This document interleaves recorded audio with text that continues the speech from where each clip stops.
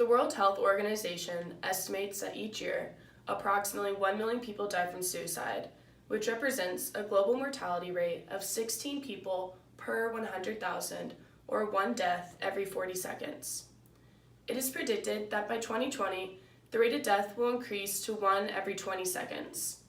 This problem is even worse on college campuses, where young adults are on their own for the first time and are making a huge adjustment to their life. According to the American College Health Association, the suicide rate among young adults ages 15 to 24 has tripled since the 1950s, and suicide is currently the second most common cause of death among college students. Suicide and suicidal behaviors are a major concern for colleges and universities, and TCU has made several efforts to introduce suicide prevention programming on campus. Although TCU has made these efforts, there is still a clear disconnect between the offices of campus life and the students. I personally experienced this disconnection when I went to the campus life office last spring.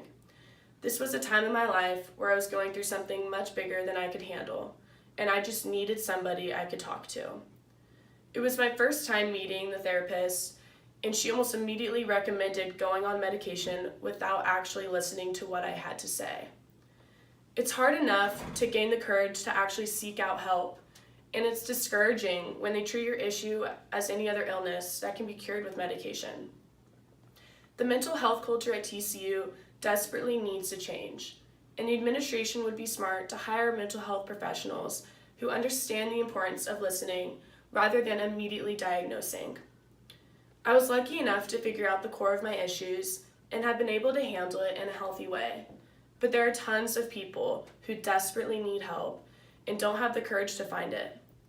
For example, the TCU mental health website, which not many people know about, appears to most as patronizing, with cookie-cutter terms such as "you're not alone."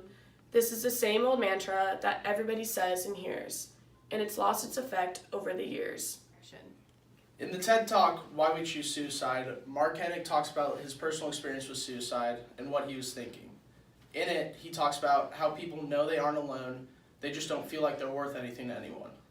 It's important that mental health professionals and everybody else understand this key distinguishing factor in the mind of a suicidal person. Telling them you're not alone is pointless and could actually make the person feel worse. Another factor contributing to this issue here is that the TCU culture is generally happy at most times. So it's easy for the administration and students to brush off apparent mental health issues, when in reality, 1 in 5 people have suicidal thoughts. Last semester, we lost one of our very own students to suicide, and the school did not have an appropriate reaction.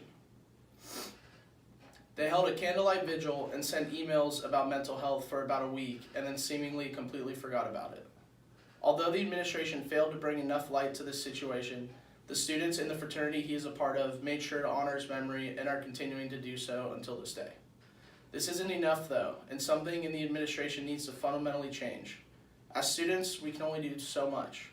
The school is the one with the power to get the word out and make lasting impressions in the community. According to A Variable Mind, there are a number of actions that can be taken in identifying suicidal behavior and how to prevent it. Warning signs include academic problems, depression, mood swings, withdrawal, feelings of hopelessness, disregard for personal appearance, increased substance use, increased risk-taking, and/or obsession with death. Everybody feels some of these feelings every now and then, but it's important to take note of them and not be afraid to ask someone what's going on in their life. If you or somebody else you know in your life is struggling or showing any of these signs, it's important to initiate a conversation and try to find a healthy way to combat whatever issue you may be facing. Mental health is not something to take lightly, and it is just as important, if not more important, than physical health. It should be more of a priority in everyone's life, and it's up to us to be agents of change. All right, so right behind me here, the Student Government Association is doing their part to help promote mental health awareness. They're giving out these awesome flyers with info on where you can go to find help. It's nice to see that the students are doing their part, so now I think it's time for the TCU administration to step up and do their part.